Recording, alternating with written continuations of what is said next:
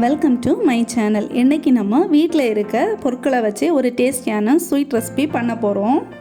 இது எப்படி செய்கிறதுன்னு பார்க்குறதுக்கு முன்னாடி இது வரைக்கும் எங்கள் சேனல் சப்ஸ்கிரைப் பண்ணலைன்னா ரெட் கலரில் இருக்க சப்ஸ்கிரைப் பட்டன் கிளிக் பண்ணிவிட்டு பக்கத்தில் வர பெல் பட்டன் கிளிக் பண்ணி ஆல் கொடுத்துக்கோங்க.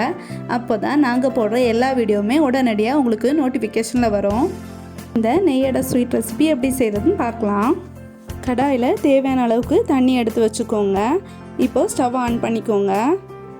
ஏதாவது ஒரு ஸ்டாண்ட் இதுக்குள்ளே வச்சுக்கோங்க. நான் இப்போது குக்கருக்குள்ளே வைக்கிற ஸ்டாண்டு தான் இதில் வச்சுருக்கேன். இது இப்போது நல்லா கொதிக்கட்டும். இப்போ மூடி வைக்கலாம். இட்லி பாத்திரத்தில் வச்சு வேக வைக்கிறதுனாலும் வேக வைக்கலாம். ஒரு பவுலில் அரை கப்பு மைதா மாவு சேர்த்துக்கோங்க. ஒரு கப்பு தேங்காய் பால் சேர்த்துக்கலாம். தேங்காய் பாலுக்கு பதில் நீங்கள் பசும்பால் வேணாலும் சேர்த்துக்கலாம்.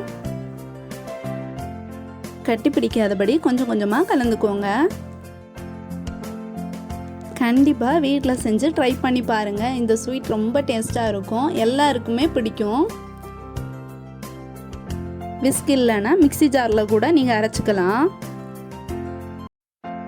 இந்த மாதிரி கட்டி இல்லாதபடி நல்லா கலந்துக்கோங்க. ஒரு பிஞ்ச் அளவுக்கு உப்பு சேர்த்துக்கோங்க. இதையும் நல்லா கலந்து விட்டுக்கோங்க.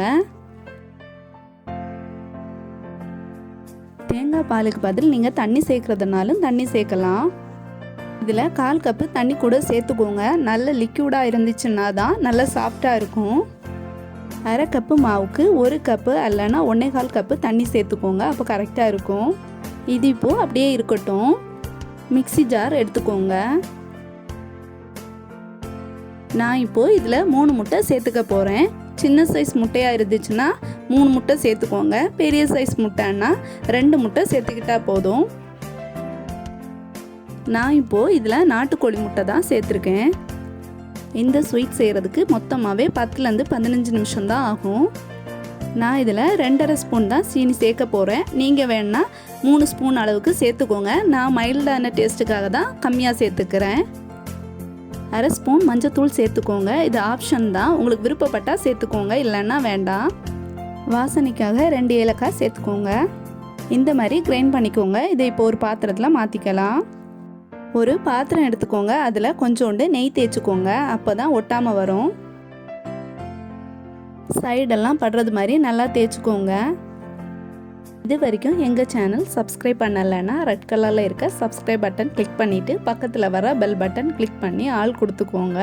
அப்போ தான் நாங்கள் போடுற எல்லா வீடியோவுமே உடனடியாக உங்களுக்கு நோட்டிஃபிகேஷனில் கிடைக்கும். இதை இப்போது ஓப்பன் பண்ணி பார்க்கலாம். தண்ணி நல்லா கொதிக்குது. நெய் தேய்ச்சி வச்சுருக்க பாத்திரத்தை இப்போ இதில் வச்சுக்கோங்க. இதை விட சின்ன பாத்திரமாக எடுத்தீங்கன்னா உங்களுக்கு லேயர் அதிகமாக கிடைக்கும். மேக்ஸிமம் அந்த மாதிரி சின்ன பாத்திரத்திலே வச்சுக்கோங்க. மைதா கலந்து வச்சுருக்க மிக்ஸை இப்போ இதில் கொஞ்சமாக சேர்த்துக்கோங்க. தின் லேயர் வர்ற மாதிரி மாவு சேர்த்துக்கோங்க. ஃபுல் பிளேட் வர்ற மாதிரி மாவு சேர்த்துக்கோங்க. ஓரம் எல்லாம் படுற மாதிரி நல்லா தேய்ச்சி விட்டுக்கோங்க. இதில் இப்போது மூடி போட்டு மூடி வச்சுக்கோங்க. 20லேருந்து 25 செகண்டுக்குள்ளாடி இது வெந்துடும்.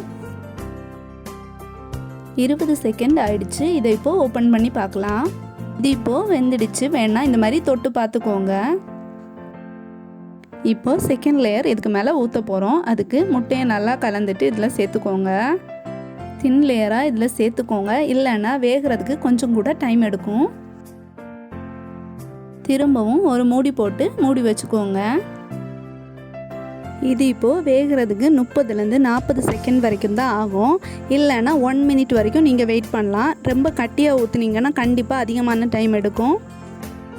இதுக்கு மேலே இப்போ நெய் தடவிக்கோங்க. அப்போ தான் நல்ல டேஸ்ட்டாகவும் நல்ல சாஃப்டாகவும் இருக்கும். எல்லா ஓரமும் பண்ணுறது மாதிரி நெய் தடவிக்கோங்க.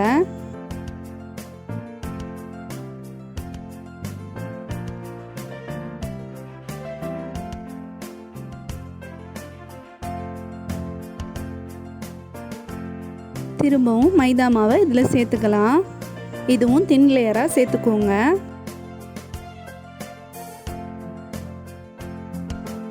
திரும்பவும் மூடி வச்சுக்கோங்க.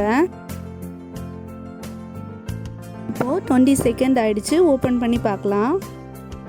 திரும்பவும் முட்டையை நல்லா கலக்கிட்டு இதில் சேர்த்துக்கோங்க.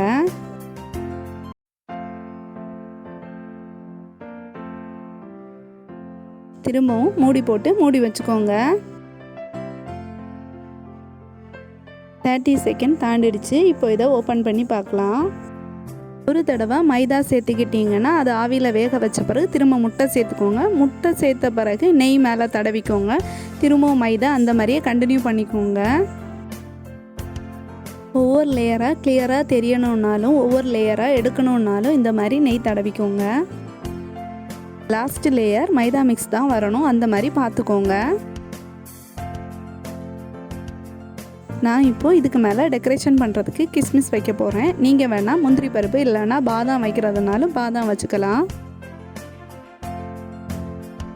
திரும்ப 2 மினிட்ஸ் வேக வச்சுக்கோங்க. அப்போ தான் எல்லாமே ஃபுல்லாக வந்து கரெக்டாக இலகி கிடைக்கும்.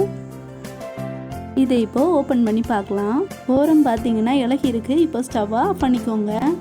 இப்போது லைட்டான சூடு தான் இருக்குது. இந்த லைட்டான சூடில் சாப்பிட்டிங்கன்னா தான் நல்லா டேஸ்ட்டாக இருக்கும். உங்களுக்கு விருப்பப்பட்ட ஷேப்பில் கட் பண்ணிக்கோங்க.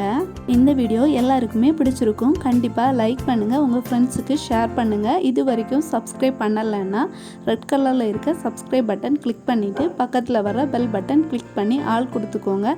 அப்போ தான் நாங்கள் போடுற எல்லா வீடியோவுமே உடனடியாக உங்களுக்கு நோட்டிஃபிகேஷனில் வரும். லேயர் அதிகமாக வேணும்னா சின்ன பாத்திரத்தில் செஞ்சுக்கோங்க. அப்போ தான் லேயர் அதிகமாக கிடைக்கும். Thank you friends.